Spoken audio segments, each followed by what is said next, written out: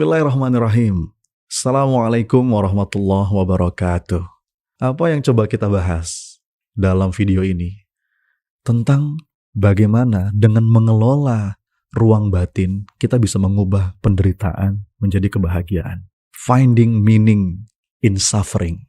Ada sebuah kalimat nasihat teman-teman yang ini menjadi pengingat kita bahwa menderita atau bahagia tidaklah ditentukan oleh hal-hal di luar diri, melainkan oleh makna yang ada di dalam diri. Jadi hidup kita itu menderita atau tidak bukan karena lingkungan, tapi karena kita belum menemukan makna, belum memiliki tujuan yang clear. Itu seringkali yang bikin kita menderita. Karena yang namanya masalah hidup itu nggak bisa kita hindari. Tapi untuk menderita atau tidak, itu pilihan kita. Kalimat dalam bahasa Inggris, pain is inevitable, but suffering is your choice. Masalah hidup, sakit, luka, beban, itu nggak bisa kita hindari. Tapi untuk menderita atau bahagia, itu pilihan kita sendiri. Kita mungkin suatu hari harus kehilangan sesuatu, berpisah dengan seseorang yang kita cintai. Awalnya punya uang, jadi nggak punya uang. Itu pain, itu masalah hidup. Tapi suffering, apakah kita menderita atau tidak, itu pilihan kita sendiri.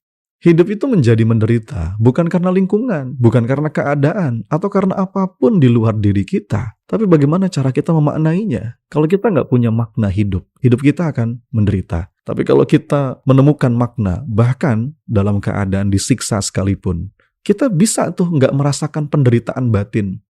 Contohnya, sahabat Nabi Sayyidina Bilal bin Rabah. Kita semua tahu kisahnya. Dia disiksa sama majikannya. Karena waktu itu, diam-diam dia beriman kepada Allah dan Rasul-Nya. Majikannya marah. Disiksa dengan berbagai macam cara. Diseret sama kuda tanpa busana. Ditindih oleh batu besar. Tapi apa yang diucapkan oleh Sayyidina Bilal? Ahadun ahad. Dia tidak menderita. Ya mungkin sakit secara fisik. Badannya sakit. Tapi apakah batinnya menderita? Jawabannya tidak. Jadi kalau kita punya makna, bahkan dalam keadaan berat sekalipun, kita tetap bisa merasakan kebahagiaan. Sementara ada orang yang tidurnya di kasur yang empuk, semuanya serba nyaman. Beberapa artis Korea misalnya yang bunuh diri, itu kurang apa coba? Kaya, cantik, ganteng, populer, mau apa aja bisa. Tapi dia melihat hidupnya itu tidak bermakna, akhirnya bunuh diri. Maka ini sangat penting. If you know your why, you can bear almost anyhow. Karena begitu kita tahu makna hidup, alasan kenapa Anda perlu hidup, Anda akan bisa bertahan dalam situasi apapun. Jadi temukan why Anda. Dan kita akan menjadi pribadi tahan banting. Mampu menikmati perjalanan kehidupan. Kalau dalam teori psikologi teman-teman sekalian, ada 3 hal yang itu menggerakkan jiwa. Yang pertama ada teori yang paling tua nih, dari seseorang yang namanya Sigmund Freud. Dia bilang bahwa manusia itu digerakkan oleh nafsu untuk mencari kenikmatan, will to pleasure. Jadi pokoknya kalau dalam teori ini, semua kegiatan kita, semua yang kita lakukan, ini digerakkan oleh will to pleasure. Sebuah dorongan alami manusia, katanya, untuk mencari kenikmatan. Jadi seakan kita seperti binatang yang lain aja. Kita bergerak hanya sekedar memuaskan nafsu, ya, nafsu seksual, nafsu makan, nafsu konflik, nafsu berantem. Tapi bahkan dalam teori ini pun, Freud itu bilang begini, kalaupun kita mau cari kenikmatan senikmat-nikmatnya, kita harus belajar untuk mengorbankan kenikmatan sesaat, jangka pendek. Kita tunda itu demi mendapatkan kenikmatan yang lebih langgeng. Kenikmatan yang bisa diandalkan.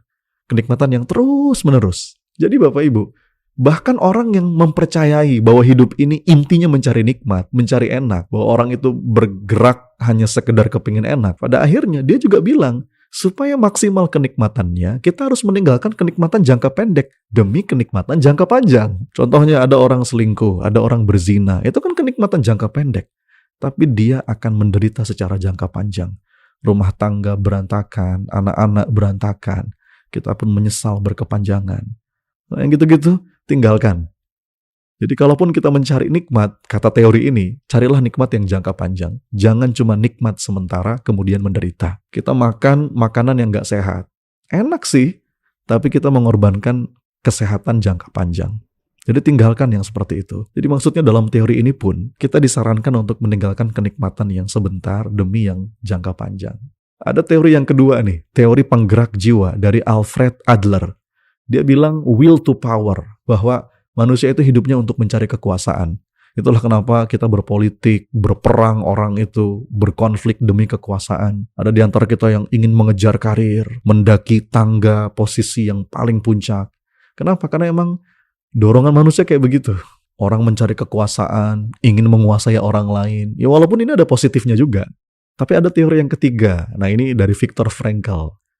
Dia memberikan alternatif ketiga yang disebut dengan the third alternative. Apa itu? Dalam teori ini, manusia tidak digerakkan oleh mencari kenikmatan, tidak juga digerakkan mencari kekuasaan, tapi dia mencari makna, mencari sesuatu yang berharga, sesuatu yang bernilai, sesuatu yang meaningful. Jadi will to meaning. Dia katakan siapa yang memiliki makna hidup, dia tahu alasan mengapa dia hidup, maka dia akan bisa bertahan dalam kondisi apapun. Dan ini menjadi prinsip utama dalam psikoterapi ya. Pokoknya kalau ada orang stres, ada orang bingung, depresi, itu pasti karena dia nggak memiliki makna. Kalau kita bisa membantu orang itu menemukan makna hidupnya, dia kembali memiliki alasan kenapa dia perlu hidup, digerakkan hatinya untuk apa yang perlu dia kejar, bisa hilang semua tuh stresnya, hilang semua depresinya. Jadi saya rasa saya sepakat dengan hal ini. Sebenarnya nggak ada orang males, nggak ada orang stres, nggak ada orang depresi. Yang ada itu orang yang sedang kehilangan makna hidupnya. Tapi saat kita menemukan makna, kita punya tujuan yang clear, menggugah jiwa, bahkan secapek apapun kita siap menjalani semua penderitaan. Nah, lalu bagaimana caranya? Ada 3 langkah perjalanan kita dari penderitaan menjadi kebahagiaan. Yang pertama, kita perlu deal dulu dengan kehampaan. Dealing with emptiness.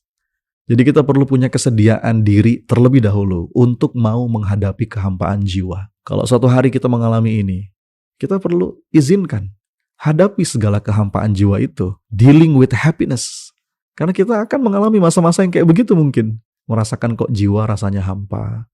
Tiba-tiba kita kehilangan makna hidup.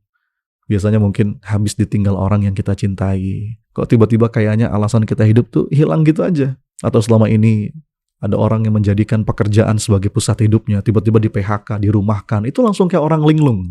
Biasanya sehat, aktif macam-macam, tiba-tiba sakit, gak bisa ngapa-ngapain. Itu orang akan mengalami kehampaan jiwa. Kadang itu terjadi. Dan kalau suatu hari itu terjadi, kita perlu meyakini bahwa pasti ada makna di balik semua ini. Setiap penderitaan pasti ada hikmahnya.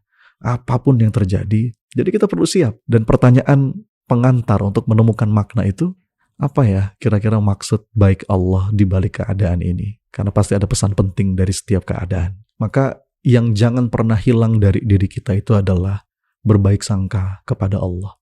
Oh, ini semua pasti ada hikmahnya. Ini semua pasti baik pada akhirnya. Just stay on the track. Lakukan, jalani. Ini akan mendorong kita punya ketangguhan batin untuk menghadapi tantangan dan kehampaan. Ana inda dhanni abdi bi, aku sebagaimana prasangka hambaku, kata Allah dalam sebuah hadis qudsi. Karena prasangka itu berpengaruh pada kondisi batin. Saat kita yakin bahwa Allah Maha Adil, Allah Maha Sayang, Allah Maha Benar, Allah Maha Bijaksana, maka ketangguhan batin itu akan muncul. Kita menemukan keindahan dalam setiap takdir kehidupan. Sebagaimana kata Sayyidina Ali, ketika aku meminta sesuatu kepada Allah dan Allah kabulkan apa yang aku minta, aku bahagia. Tapi jika Allah tidak mengabulkan apa yang aku minta, aku lebih bahagia. Kenapa begitu? Ya, karena yang pertama pilihanku, sedangkan yang kedua pilihannya Allah. Kalau yang pertama tadi kita berusaha dealing with emptiness, baru yang kedua discovering meaning in life. Secara sadar kita mulai melangkah untuk berupaya menemukan makna. Bagaimana caranya? Jadi gini, bahwa kita tuh punya kebebasan spiritual yang tidak bisa diambil oleh siapapun. Dan itu akan membuat hidup kita bermakna dan memiliki arah. Kata para pakar, bahkan ketika semua kebebasan kita dirampas semuanya, dizolimi, dipukuli, hartanya dirampok, bahkan pada titik yang kita mungkin gak bisa memilih apa yang kita lakukan, diminta kerja paksa, tapi ada satu kebebasan yang gak bisa dirampas, yaitu kebebasan spiritual atau spiritual freedom. Kebebasan untuk memaknai penderitaan Anda. It is the freedom to choose your attitude. Kebebasan memilih sikap. Apakah kita mau marah, mau dendam, atau kita mau memaafkan, kita mau relax, itu pilihan kita. Tentu saja mungkin secara fisik nggak akan terasa nikmat. Namanya dipukuli, dizolimi, dipaksa untuk kerja, hampir dibunuh, disiksa. Mana mungkin kita bisa menikmati itu secara fisik, tapi kita bisa memilih untuk tidak menderita secara batin. Maka, kalau menurut saya, tidak ada hal yang lebih efektif untuk membantu seseorang bertahan di kondisi terburuknya selain memahami bahwa semua ini ada maknanya. Ini freedom of will, freedom of choice, and responsibility. Kita mungkin nggak bisa memilih peristiwa yang terjadi, tapi kita selalu bisa memilih bagaimana kita menyikapi peristiwa itu. Kita nggak akan bebas dari masalah-masalah hidup. Kadang-kadang tiba-tiba sakit, tiba-tiba bangkrut, ditinggal orang yang kita cintai. Namanya kepedihan, beban, itu nggak bisa kita hindari, tapi kita merdeka untuk memilih. Kita bebas untuk memilih sikap terhadap apa yang terjadi pada diri kita. The freedom of will ini adalah the key to finding meaning. Ini adalah kunci untuk menemukan makna. Jadi kita menggeser fokus. Kalau selama ini kita fokus, kenapa ya kok hidup saya begini? Kenapa musibah ini terjadi? Kenapa saya dicerai sama dia? Kenapa tiba-tiba bangkrut? Kenapa begini? Sudah, berhenti. Lihat ke dalam. Bagaimana kita memaknai semua ini. Kita punya tanggung jawab untuk memilih pikiran, memilih arti, memilih makna. Kita mungkin nggak bisa mengubah situasi, tapi kita masih bisa mengubah sikap kita pada situasi itu. Kita bisa mengubah sebuah keputusasaan menjadi sebuah harapan baru. Anda lihat di Gaza, Bapak Ibu. Ya Rob, saudara-saudara kita dibom, dibantai, menghadapi banyak kesulitan. Tapi mereka masih tetap bisa merasa bahagia. Ada yang terkena bom sampai kehilangan tangannya, tapi malah bersyukur. Mudah-mudahan tanganku udah di surga duluan. Itu kan kalau kita lihat secara logik, itu hampir nggak masuk akal ya Bapak Ibu. Kok bisa ya dalam kondisi itu mereka tetap bahagia? Sedangkan kita yang hidup aman, nyaman, kadang-kadang suka stres nggak jelas. Rahasianya, saat kita menemukan purpose hidup, kita akan menjadi sangat kuat. Ini saya ulang berkali-kali ayah bunda. Kalau memang ada sesuatu yang sudah tidak bisa kita ubah, dan kita merasa menderita karenanya, saat itulah kita perlu menemukan makna di balik penderitaan. Langkah yang ketiga adalah self-transcendence. Apa itu? Saat kita mulai berlatih untuk meniadakan diri demi melakukan sesuatu yang jauh lebih penting dibandingkan diri sendiri. Ternyata pencapaian tertinggi manusia, kebutuhan yang paling tinggi, itu adalah transendensi diri. Jadi pada puncaknya, orang yang sudah sampai pada level puncak dari pemahaman dan pemaknaan hidup, menurut salah satu teori, justru saat kita sudah menganggap diri kita nggak penting, kita meniadakan diri, dan kita berikan diri kita ini untuk sesuatu yang jauh lebih penting dibandingkan kepentingan pribadi kita. Untuk beribadah, melayani orang lain, mencari ridhonya Allah misalnya. Disebut dengan the father reaches of human nature. Jadi puncak pencapaian hidup manusia itu bukan sekedar aktualisasi diri, tapi justru kemampuan dan kesadaran untuk meniadakan diri. Menundukkan ego dan nafsu kita ke dalam kehendaknya Allah. Inilah peak experience. Kalau saya menyebutnya kesadaran sebagai seorang hamba. Kemampuan untuk menjadi hamba. Menyadari status kehambaan. Bukankah untuk itu kita diciptakan Bapak Ibu? Tidaklah Allah menciptakan jin dan manusia kecuali untuk menghamba kepadanya. Maka mudah-mudahan beberapa hal ini bisa menjadi pegangan kita, agar kita bisa mengubah segala penderitaan menjadi kebahagiaan. Semoga ada manfaatnya video ini teman-teman. Sampai jumpa di video yang lain. Assalamualaikum warahmatullahi wabarakatuh.